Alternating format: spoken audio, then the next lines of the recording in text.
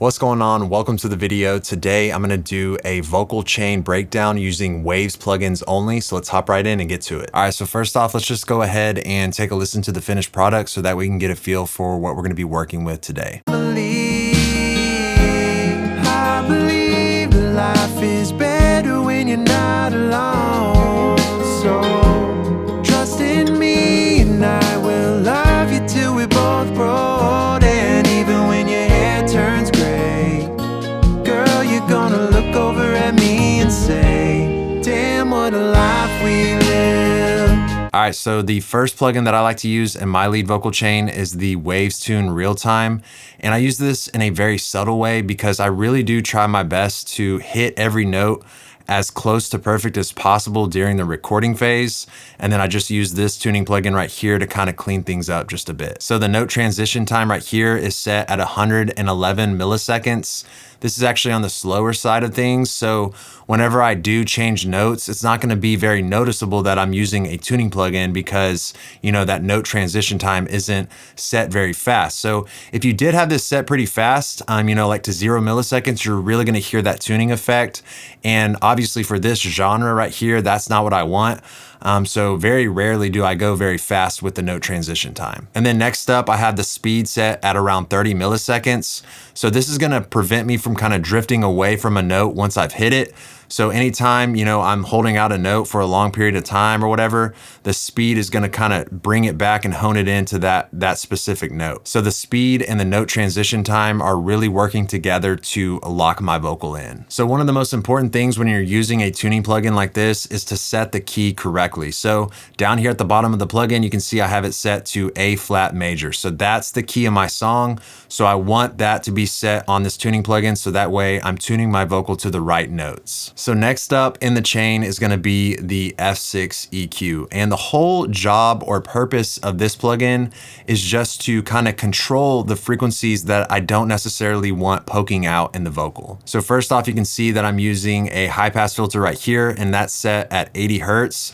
A lot of times I have this set at around 80 to 120 Hertz just to remove all of those low end frequencies that I just don't need in my vocal recording. A lot of times things that are living down in that low frequency area are just coming from your air conditioner, they're coming from the mic, just things of that nature that are really just gonna muddy things up in your mix. Then you can see that I have 4 different EQ points right here that are pulling down at certain frequencies, right?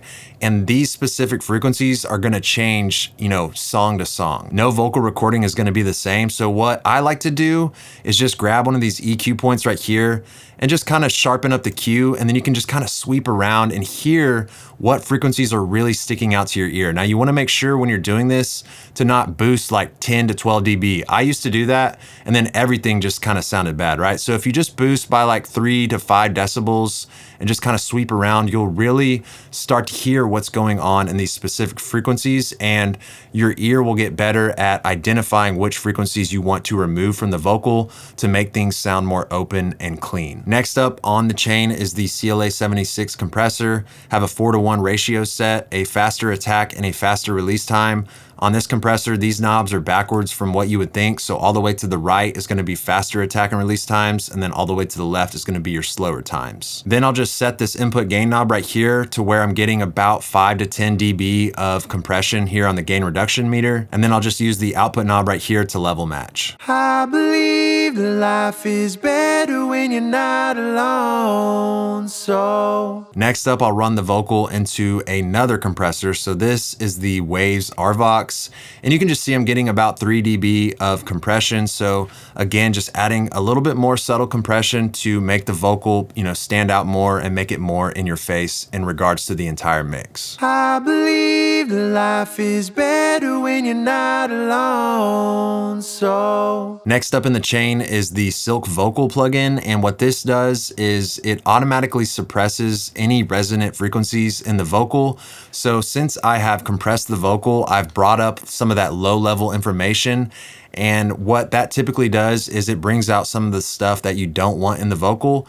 And what this plugin does is it just kind of cleans that up. So I like this vocal loaded directly after the compression. I believe life is better when you're not alone, so. And as you can see and hear, I'm just using it in a very subtle way. Next up, I just have the Manny Marroquin analog EQ right here. And the only thing I'm doing on this EQ plugin is you can see up here in the top end, I have a high frequency shelf set at 12.5K and I'm boosting by 1 dB, right? So all I'm doing is just adding a little bit of brightness to the vocal. Next up in the chain, I just have the Sibilance de-esser right here. I have it set to split band mode and the detection set at 30. Let's go ahead and just play the vocal and I'll actually solo out what it's actually taking away so you can really hear those S and T sounds being controlled.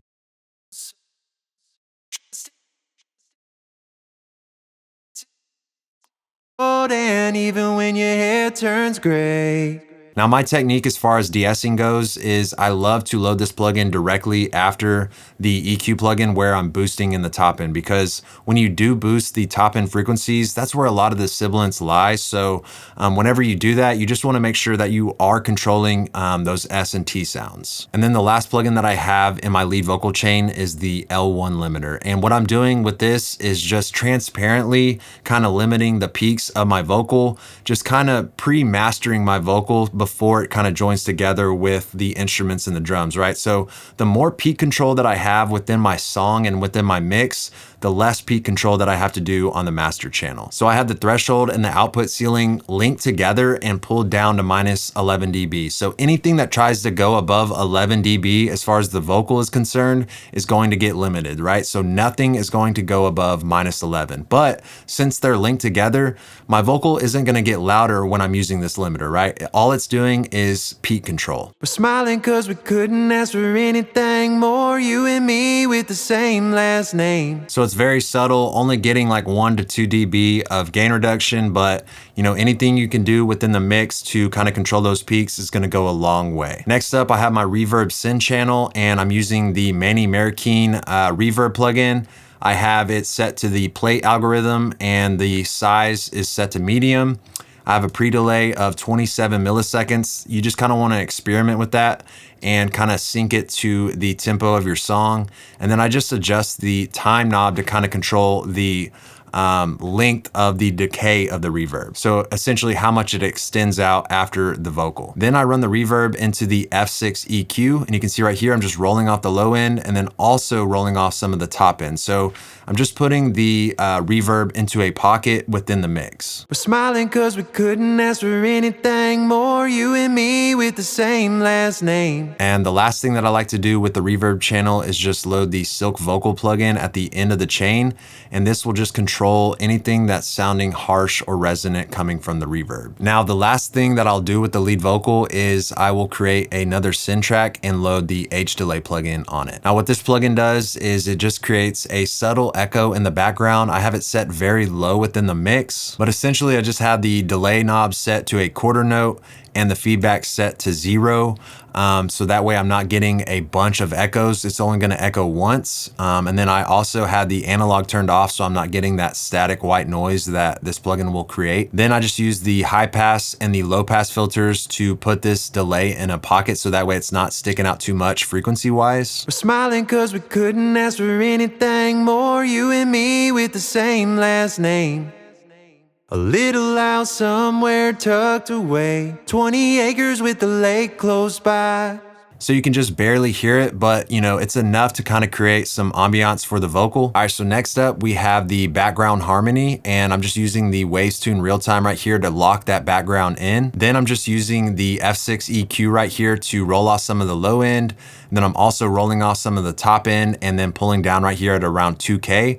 So the goal with this EQ is just to make sure that the background vocal isn't sticking out and competing with the lead vocal. I believe life is better when you're not alone, so Then I just have the Waves R compressor with a 4:1 ratio, getting about 4 to 5 dB of gain reduction on the background vocal with a faster attack and a fast to medium release. And then last up in the chain is the Waves Sibilance plugin, just getting some heavy de-essing, usually anywhere from 15 to 20 dB of de-essing on the background vocal. I don't want any S or T sounds sticking out and competing or doubling up with the sibilance from the lead vocal. I believe that life is better when you're not alone, so... All right, so that's it for today. I hope you enjoyed the content. Please consider subscribing to the YouTube channel if you haven't done so already. Leave me a comment, let me know what you think, and I'll see you in the next video.